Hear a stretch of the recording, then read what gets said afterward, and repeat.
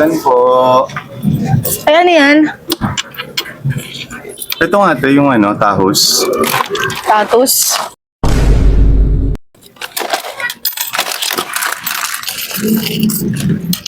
Ay nga pala, Rani. May gawa ka ba ngayon? Wala, kakatapos lang ng kontrata eh. Pwede ka ba mag-labor? Kasi nagpapagawa ko ng bahay eh. Ah, labor? Oo. Saan doon sa aming bahay niyo? Oo, sa kabila. Pwede ka ba? Oo, pwede. Kaya lang wag na ngayon kasi tanghali na. Bukas na lang. Hindi din, maaga pa. Sisipagan ko na lang. Sisipagan. Kakain na ako, hindi na ako magla-lunch break. Tapos buong sahod kukunin mo. Sisipagan ko na nga eh. O sige, ikaw bahala. Basta ayusin mo ha. Ayoko nang tatamad-tamad ha. Yan naman ang wala kang masasabi eh. Napakasipag ko sa ganyan. O talaga lang ha. Pag ikaw nakita kitang petiks-petiks ka doon. Ako, hindi ako nagpapahinga pagka ganyang yan ang buhay ko eh, construction. Ang sarap mag-construction, promise. Talaga lang ha. O sige na, sige. O, sige. Puntahan mo yung bahay namin doon. Sige, sige, diretso na ako doon. Oo. Ito na lang kakainin ko. Sige, thank you. Sige, bali.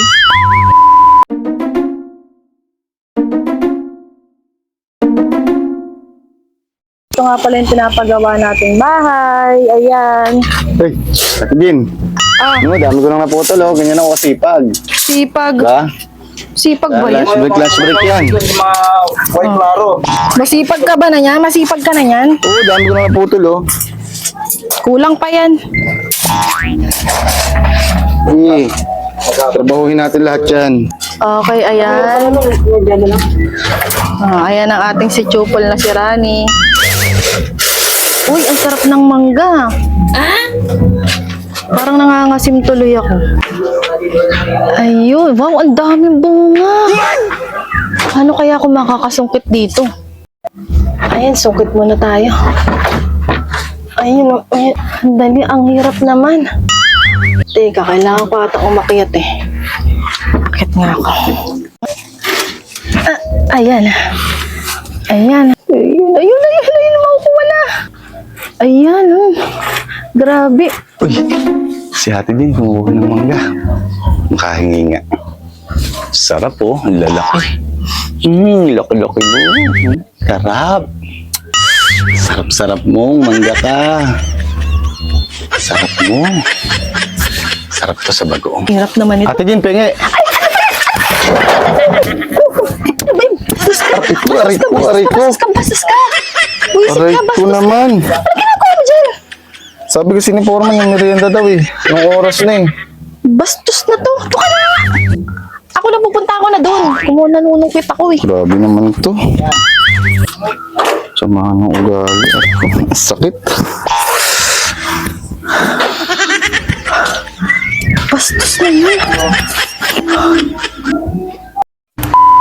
O, Nay, dyan ka lang ha. Manood ka lang muna dyan. Init? Jean! O, ano? Nagagalit si Foreman doon. Yung nga daw merienda. O, anong gagawin ko? Merienda? Ito, naka-ready na.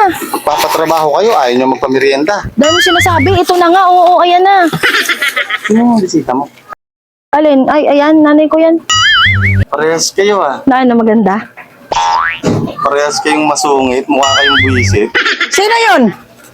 Wala yun, Nay. Wala yun. Ano yun? Nagtatrabaho yun. Bastos yun ah. Sino yun? Walang iya yun ah. Kaya may Pumipili lang dito. Ano yun, Nay? Trabador yan Ano doon. yun? Gusto mo anuhin ko? Hindi, wag na nayaan mo na. Trabador yan doon. Ako na bahala doon. Nakaka-high blood ah. Itong Rani na tumanda ka. Tanda ka talaga. Uy, Nay. Meron pala akong kinuha ditong mangga. Ayun, sinungkit ko doon. Masarap to. Mamaya kainin natin to. Ay, saglit, Nay. Parang kamukha mo si Gina Alahar. Talaga? Oo nga! Oo! Ang galing ko! Kuha mo na yan! Ate Jean, O, ano na naman yan? ano naman itong pinost mo sa akin? Tatrabaho ng maayos yung tao eh. Alin? Patingin? Ay, ayan. Isang umaga nang maisipan ko ngang manungkit sa punong mangga malapit sa bahay namin, May nakaagaw ng aking pansin. Isang kahina-hinala ang kilos at galaw. Kitang-kita sa kanyang itsura ang pagnanasa at malasyosong mukha. Isang taong sabik sa laman, ang kanyang pag-iisip ay puno ng kabastusan. Parang asong gustong manakmal. At eto nga ang mga sumunod na nangyari. Dahan-dahan siyang lumapit sa akin. Ako'y kanyang ginulat at dito nga ay ginawan niya ako ng masama. Ako'y kanyang hinatak, papalapit. Kami nagtikit, halos manginig ang buo kong kalamnan sa sobrang takot. At dito ko nga napagtanto, to gusto niya akong halayin. Ngunit mabuti ang Diyos, di niya yun niloob. Ako'y lumaban at siya'y sinaktan. Ako'y nanlumo at hindi makapagsalita. At sa pag-uwi ko nga, ang aking ina ay kinumpronta ako. At dito nga'y ako'y pinaamin ng aking ina. Magsalita ka! Niwit ka na! Niwit ka na! Isa itong aral sa lahat ng kababaihan na mag-ingat sa lahat ng oras. Dahil ang tawag ng laman ay walang pinipiling oras. Kung nagustuhan mo ang video ito, please like and share! O ano ngayon, ha? Tama lang yun sa'yo, manyak ka eh. Ha? Tsaka kung ano nung sinasabi mo sa nanay ko kanina, visit kami pareho. Nagbibiro lang naman ako eh. Nagbibiro. Ayos-ayos mo yung pagbibiro mo, ha? Tsaka ang bastos mo. Visit ka. Nandun ka pa kanina, ang bastos-bastos mo. Pinutusan ako ni Foreman eh. Talaga, nasa likod pa kita. Tama lang yun sa'yo. Hindi naman ako pupunta doon kung nagmerienda ka ng maaga eh. O bakit, ha? Tama lang yun sa'yo, papetex-petex ka nga lang dun eh, ha? Hindi nga ako nananghalian eh. Para lang mabuo yung sahod ko. Aka na nga yung sahod ko. Sino naman maniniwala sa'yo? O ito, o, sahod mo. O, Tama ng ugali mo. 400. Tama na yan sa'yo. Anong 400? O bakit?